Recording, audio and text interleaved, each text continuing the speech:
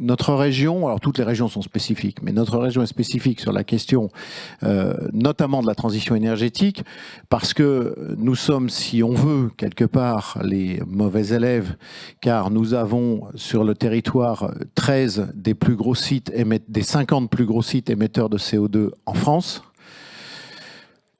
parce qu'on est le grenier industriel de la France, hein, il n'y a pas de mystère, enfin un des greniers en tout cas. Et nous avons dans le même temps, ça dépend comment on compte, ça dépend si on met l'hydroélectricité, donc du coup je mets l'hydroélectricité, le territoire qui est le plus gros producteur aujourd'hui d'énergie renouvelable. Et qui a encore des potentiels très importants. On connaît les limites. J'ai écouté avec intérêt ce matin Jean-François Debat et je partage complètement son sujet. C'est de toute façon, sur ce sujet, il faut être complètement agnostique parce que le tout nucléaire n'existe pas, le tout renouvelable n'existe pas et le tout décroissance n'existe pas ou provoquera la guerre civile. Donc nous pensons que la transition, elle se fait tous azimuts par de la sobriété, par du nucléaire, par du renouvelable, par des innovations comme celles qui viennent d'être présentées, et qu'elle se fait aussi et surtout ni par la punition, ni par la régression. Et donc, du coup, elle se fait par la persuasion, par la conviction. Et donc c'est la raison pour laquelle on s'est assez massivement, j'écoutais Anne-Claire tout à l'heure avec intérêt, parce qu'on s'est immédiatement, vous avez peut-être vu les dates, on était tout content d'être les premiers, c'est pas être les premiers pour être les premiers en planification écologique, c'est que dès le départ chez nous ça a marché, parce que ça a résonné dans notre façon de procéder, et ça a résonné aussi ensuite dans notre méthode de travail, je vais y venir après.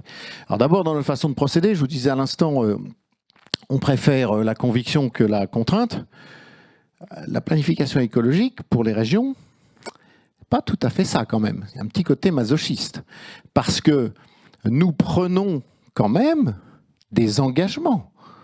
C'est-à-dire que les camemberts, là, pas les camemberts, mais ce qu'on appelle communément les mondrians, là, vert, bleu, rose, que vous a présenté Anne-Claire, sont quand même des sous-ensembles des engagements pris par la France dans la COP internationale, et que les régions acceptent de prendre en disant « je prendrai cette part-là parce que ma caractéristique régionale me permet d'ambitionner ça ». Donc quelque part, nous acceptons de nous mettre une contrainte. En revanche, notre ADN et la façon dont on procède avec les territoires, avec les secteurs économiques et sociaux, n'est pas celui-là. Notre ADN, c'est de travailler avec les professionnels et en fonction de ce que chacun peut faire et au rythme de ce que chacun peut envisager de faire. Et ça n'est pas contradictoire, c'est tout l'inverse. En réalité, si on veut atteindre ces objectifs ambitieux, on ne les atteindra que comme ça. Et à partir de là, dans la mise en œuvre de la politique, notamment de la politique dite de planification écologique, je dis toujours que nous avons fait de la planification écologique parce qu'il y a effectivement un Mondrian régional Grand Est qui dit que en 2030, nous aurons atteint tel volume de réduction des gaz à effet de serre ou telle augmentation de la captation, notamment liée à la forêt, un territoire assez forestier. Donc ça, oui, c'est une planification, mais ensuite on passe sitôt après de la planification à la mobilisation écologique. C'est-à-dire que on s'est réunis extrêmement tôt avec la préfecture, j'allais dire la préfète parce que c'est très incarné les relations que nous avons avec la préfète de région, malheureusement part en retraite dans 3 jours, sont très très étroites en termes de confiance.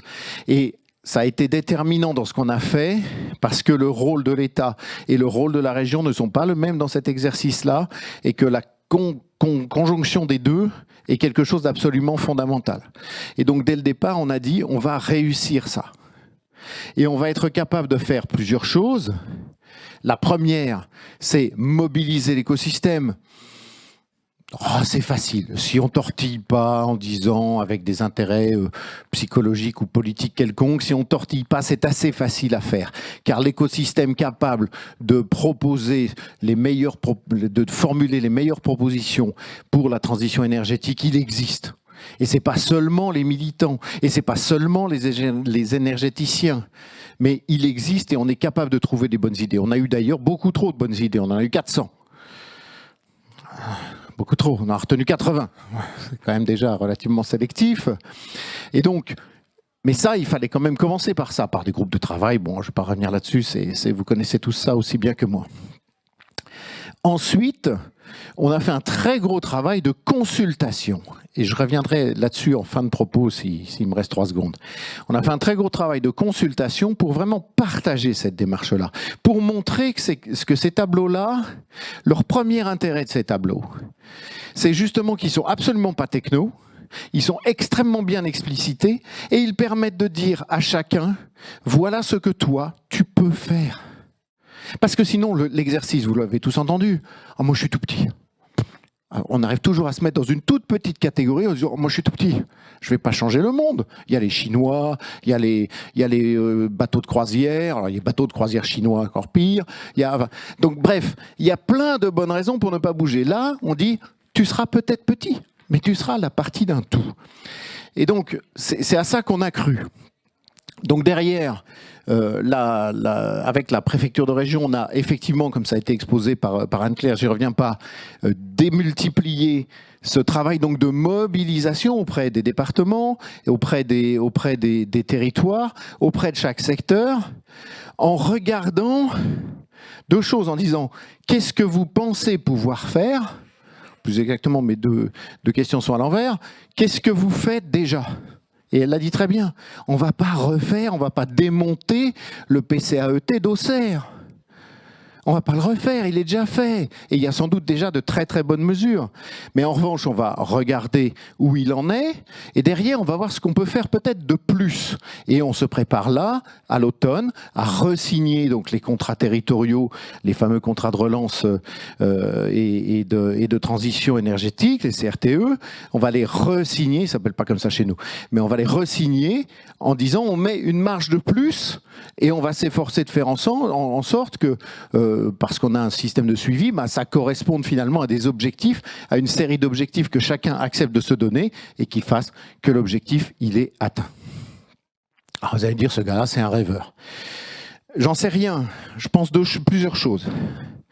Les conditions de réussite de ça, la toute première, c'est informer, emmener, transparence, information, formation.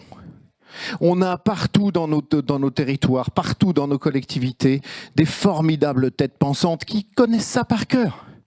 Mais dès que vous allez juste après, dans le second cercle, les gens disent « Waouh, j'y comprends rien, j'en sais rien ».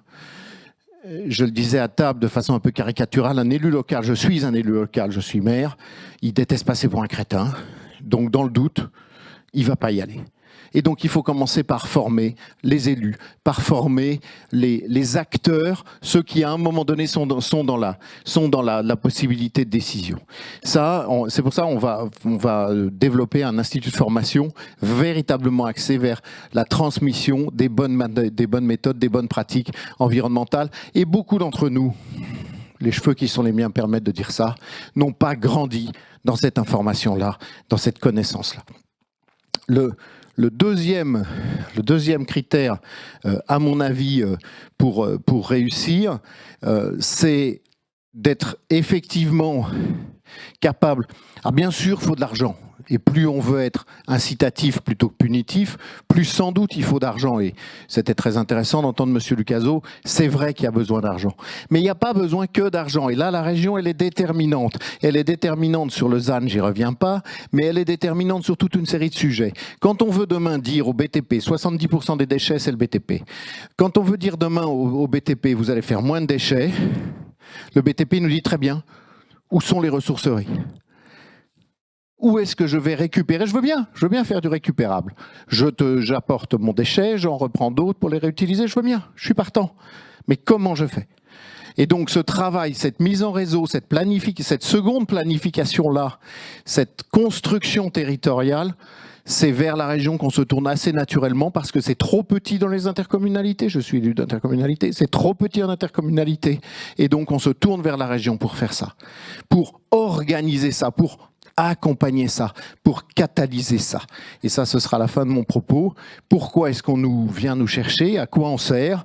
Bien sûr, on a des effets d'accélération, des sèmes énergétiques, des choses comme ça. Je vous en parle pas, mais on en a plein chez nous.